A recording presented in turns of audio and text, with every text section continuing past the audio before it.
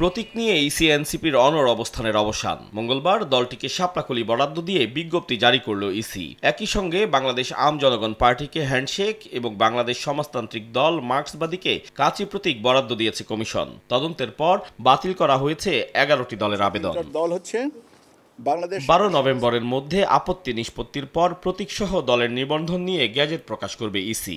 আমরা 3টা দলের কাগজপত্র সঠিকতায় পেয়েছি এবং সেই 3টার দল হচ্ছে বাংলাদেশ সমাজতান্ত্রিক দল মার্ক্সবাদী, বাংলাদেশ আম জনগণ পার্টি, জাতীয় নাগরিক পার্টি এনসিপি। কমিশন মনে করেছেন যে এই 3টা দল রাজনৈতিক দল হিসেবে নিবন্ধন পেতে পারেন। নিবন্ধনের মাধ্যমে সকল অনিশ্চয়তা কেটে যাওয়ায় দেশবাসী ও দলীয় নেতাকর্মীদের প্রতি কৃতজ্ঞতা জানিয়েছেন এনসিপির আহ্বায়ক নাহিদ ইসলাম।